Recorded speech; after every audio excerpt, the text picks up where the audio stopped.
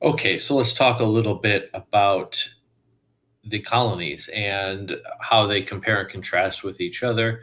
So it's important to know these things. America is a country that has historically been divided along regional lines, and these regional differences have led to different kinds of political conflicts, most notably the Civil War in time. And so it's important to get a grip on how the settlement of these different areas were different from one another, and then how those differences continued over a long period of time. But before we can really understand all that, we just got to get the basics down of the differences between the three colonial regions. And so that's what this graphic organizer and little talk is going to do. So let's take a look. Starting with New England. These are the main. These here are the main uh, colonies of New England. You can take a look at Massachusetts. This is modern day Massachusetts, but actually there was something called Plymouth Colony, which was first, and with Massachusetts, they eventually absorbed into one colony, which then becomes the state of Massachusetts. You'll also notice that Vermont is here, but really you have New Hampshire. Vermont broke away from New Hampshire in 1777. They're like, we got Ben and Jerry's ice cream. We should have our own state. That's kind of what they were thinking. And then Maine was a part of Massachusetts as well in those early days. So this is what we mean when we say New England, the type of people that become Patriots fans later. That's New England. All right, so let's have a look. Why settle New England? Well, they were settled by people who disagreed with the dominant religion in England. These were the Puritans. They wanted to live according to their religious belief. The Puritans were very much against a church where, you have like a priest and then a bishop and then an archbishop, that kind of hierarchical structure. They were very much against that. And they were against other religious ideas that were sort of common and dominant at the time, and they wanted to live according to their own version of Christianity. There were not enough of them to take over England forever. So after a while, many of them just said, well, we might as well just leave. And so they left. They came to Massachusetts and New England and built their own ideal religious community. So New England was basically founded as a religious community. And so we can see how this religion works a little bit through looking at John Winthrop and his line here. What he wanted to create was a city shining on a hill, which is a phrase that resonates down. It's something that President Reagan used as something he wanted America to be like. So even though he wasn't speaking of Puritanism, Reagan was not. The idea that the United States should be a shining example to the world is something that kind of continues on past the Puritans. But for Winthrop and the other Puritans, what they meant was, when they said a city shining on a hill, what they meant was that they were going to form the ideal religious community. They were going to be the ones that lived the way God really wanted everyone to live. And this would be an example to everyone in the world about what a genuinely godly community would be like.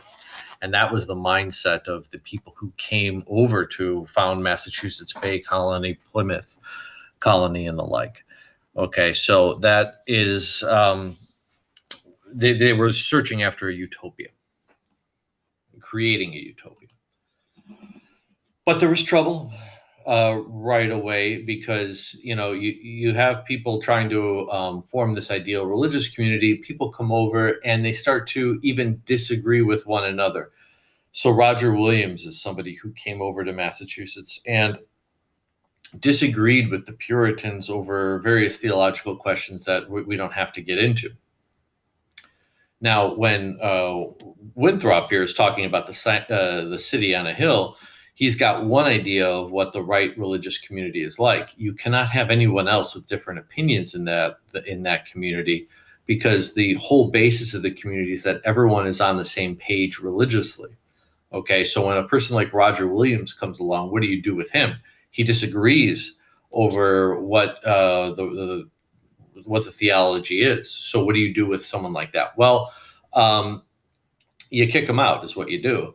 And that's what the the Puritans did. They kicked him out of Massachusetts, and he went over to found Rhode Island, is basically what happened. Roger Williams believed in religious toleration. He did. He wanted church and state to be separate from each other. The Puritans wanted church and state to be intermingled with each other. So Roger Williams just did not fit in, and he was kicked out, founded Rhode Island, which would be a very tolerant place. He didn't. You could be any religion and live in Rhode Island. That's what Roger Williams was about.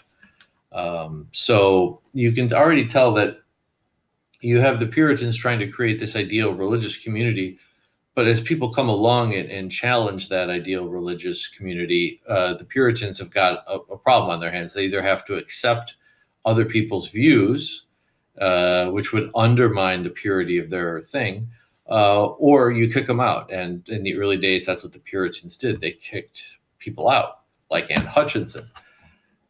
She got kicked out because she was preaching things so similar-ish to Roger Williams, not in the Puritan vein. She came over to Boston from England. She was 43 at the time with her husband. She was pregnant 15 times in her life. That's a lot. So she had her own differences with the Massachusetts religious community. And as a result of that, they kicked her out too. And Roger Williams said, come on over to Rhode Island. I don't care what you think, right? Roger Williams was much more tolerant. So Anne Hutchinson ended up heading over to Rhode Island. So you can already see that in the New England territories, you have a dominant religion in Puritanism, but then a place for dissenters to go, and that ends up being Rhode Island. Okay. So that's Anne Hutchinson. Okay, let's take a look at the economics of New England. Basically, in New England, it was small family farms. There was some fishing. Fishing would grow as an industry. Whaling would later become a big deal, hunting for whales and so on. That's a little bit into the future, but mostly you had the Puritans operating small family farms, sort of village farms, similar to if you took AP World, the sort of manorial system in England. It's kind of similar like that, but there was light industry, but not a whole lot in the early days. Later, New England would be the first center of American industry. But in the early days, it's mostly these small family and village farms. That was the New England economy. All right, so let's take a look at the predominant religion. You got to know this. Puritans, okay, they were Puritans, which means they were similar to, they were sort of a form of Calvinists. Followers of John Calvin. The key here is that they're very anti-Catholic. So what does that mean? That means they're against this idea of having a priest and then a bishop, then an archbishop, all the way up to pope, right? There was a belief that basically all the believers were equal with one another, okay? And certainly if you were a leader in the church, you would be a leader in the community too, but without all of the robes and without all of the sort of pomp and circumstance that the Catholics were about. So let's have a look at some more of the Puritans. They believed in predestination. In other words, God already knows whether you're going to heaven or hell. You don't, but he does. Okay, so there's nothing you can do. If God wants you to go to hell, he does not give you the grace, then that's it. Okay. Now, how do you know? Because that, it makes you feel a little uncomfortable, not knowing whether you're going to heaven or hell. But the people going to heaven, they do good things. So if you want to prove to yourself that you're one of the elect, one of the people going to heaven, do good things as much as you possibly can. Work hard and do good things, and that you'll sort of prove to yourself that God actually chose you to go to heaven. And that sort of mindset is what Max Weber talked about when he talked about the Protestant work ethic and the spirit of capitalism and so on. The basic point is that the Puritan religious outlook really encouraged people to work very hard at making their farms as productive as possible, cleaning things up, and sort of in time being good money makers, as you can see here. All right, this is not an actual Puritan thing, but I thought it was funny.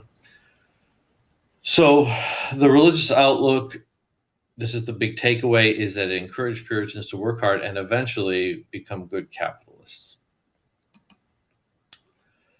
So there are important things about the Puritans. In many ways, America is marked by being a puritanical country even today, in different ways that we can explore maybe later or in class. But the Puritans, the view that we commonly have is when you read like the Scarlet Letter or the Crucible and the witch trials, was that they were intolerant people who were sort of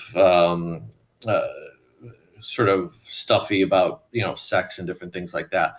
But there are ways that Puritans actually advanced equality. And a big one was pushing for universal literacy so that everyone could read. Since your salvation is based on the Bible, you ought to be able to read the Bible. So everyone should read the Bible. Okay. Contrast this with the Catholic religion, where it didn't push universal literacy as much. And if you went to church and you went to the Mass, it was all in Latin anyway. You didn't really need to know what was going on. You just needed to kind of be there and participate in that way. The Puritans didn't believe that. They believed that you had to read the Bible to really know about God. And so that meant that everyone should be able to read. When everyone is able to read, and literacy was very high in colonial America and Puritan colonial America, when everyone is able to read, they're more empowered to learn things for themselves. Okay. And then, of course, as I've mentioned before, your relationship to God is direct. You do not need a priest to give you communion or confession. You do not need to go all the way up to a pope. Your salvation is just sort of between you and God.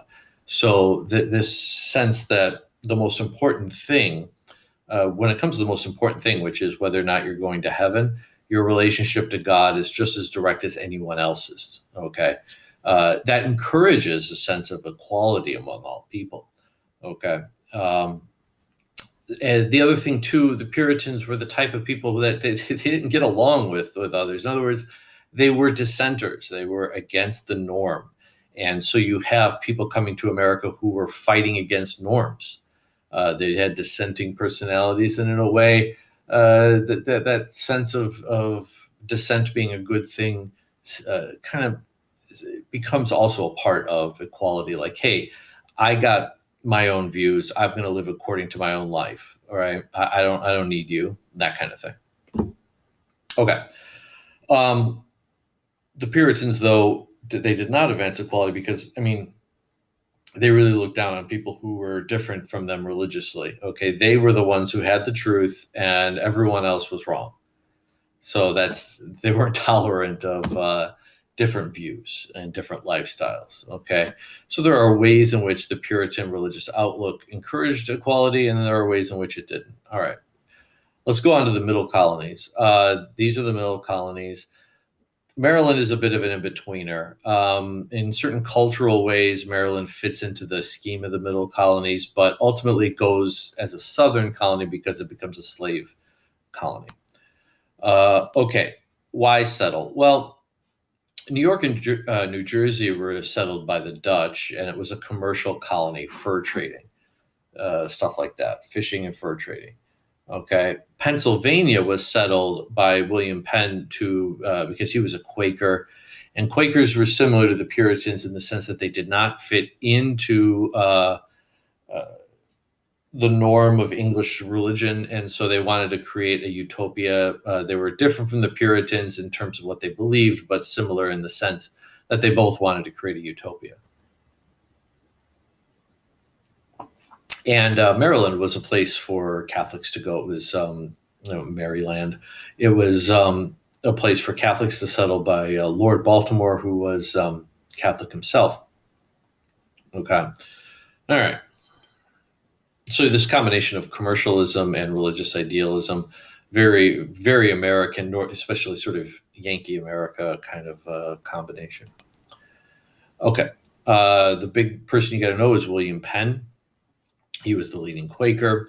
He wanted to make Pennsylvania as a Quaker utopia where everyone could live according to Quakerism. We'll talk more about what that means. One of the key things about William Penn was he really tried to have good relations with the Native Americans. Okay, he was sincere in that. Things obviously didn't work out in the fullness of time, but he was trying to have a good relationship with Native Americans. Okay, so what were the Quakers all about? Well, the Middle Colonies in general were a hub for the fur trade, and so the Native Americans would capture the furs, sell them to the English, and then the English would then send them back to Europe for sale on the market. And also small family farms. The Germans come over, and this is where the Amish come from, essentially. The Germans come over to make their farms, and as well as the Scotch-Irish in the western back countries of Pennsylvania. So you have a combination of small family farms and the fur trade and some fishing as well. Okay, so the big thing about the Middle Colonies is that it's a mixed bag religiously, okay? In Pennsylvania, you're dominated by Quakers in the beginning until the Germans come over and the Scotch-Irish come over. It's mostly the Quakers. New York and New Jersey always had a little bit of everything. The Dutch came over first. The Dutch were very tolerant, or eventually they became more tolerant. They were less tolerant back then, but New York and New Jersey has always been a bit of a multicultural melting pot type place. And Maryland was a place to go if you wanted to be Catholic. But in any case, there was no predominant religion in all of the Middle Colonies. It was a little bit of everything in New York. Pennsylvania was mostly Quaker, and Maryland was mostly Catholic. Okay, the religious outlook, because of the diversity of religions, the Middle States were pretty tolerant. Whatever you were about, there was some community for you somewhere that you could join. There's some interesting things about the Quakers. They were pacifists. Okay, they didn't believe in forcing others into anything, so that's the first thing to consider. Okay, and so the Quakers were pacifists. They didn't believe in fighting, in wars, using violence or whatever. So this led to some problems in the future. They could be pushy with the preaching. Now, when you hear this, you might say, well, what do you mean by that? I'll tell you the story of really quickly as possible. Mary Dyer was a Quaker, and she wanted to go to Massachusetts to tell the Puritans that everything that they were doing was wrong and that she had the true faith. So she goes over into Massachusetts and does this. And of course, Massachusetts kicks her out.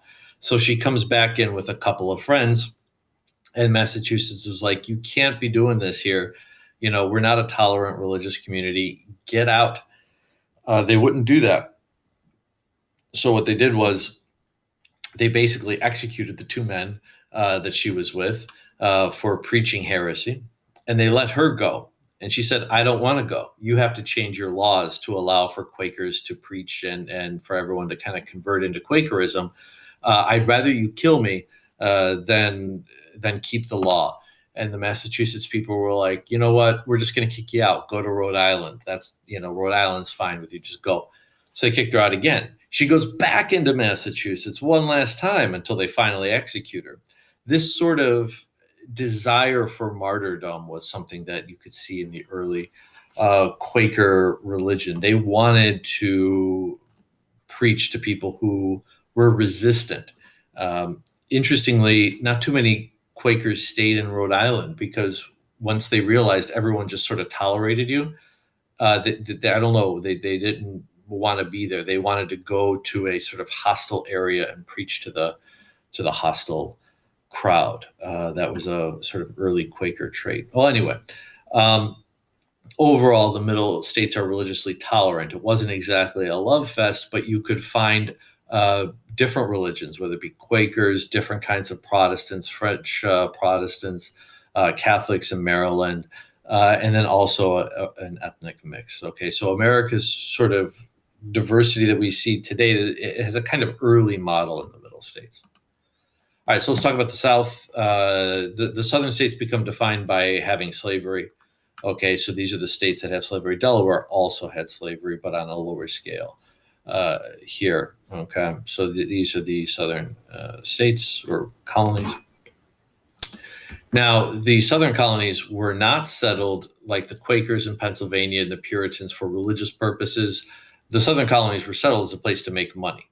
Okay, the people who settled the Southern colonies were not interested in living according to a different religion. They were just there to make money. So they brought over, most of them were basically mainstream English, Church of England type people. Okay. John Smith, the big leader of the first Jamestown settlement, said, "Hey, look, you got to work. You shall not eat if you don't work." So those early days in Jamestown were very difficult. A lot of trouble feeding everyone. About half of everyone died on the first year. So someone like John Smith tried to keep everything going in those early days. Another figure here is Berkeley, major governor of Virginia. He helped to develop the House of Burgesses, so that would be the sort of Parliament of Virginia, one of the first representative institutions in Virginia. Okay. He was eventually removed from power from Bacon's rebellion. Berkeley supported the rich, is basically what happened. Berkeley sort of helped to create a society that was similar to England, where you've got like the landowners on top who own big plantations, then eventually slaves to.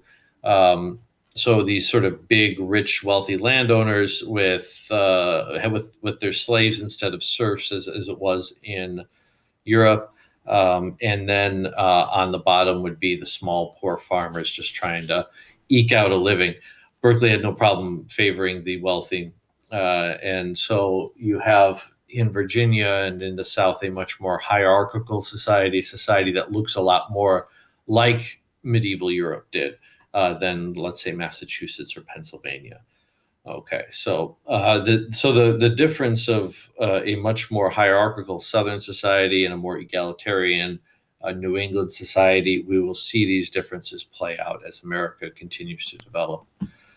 Okay, this being mostly about economics, tobacco, rice, indigo. Cotton comes on a mass scale a little bit later, but the Southern colonies were save system developed.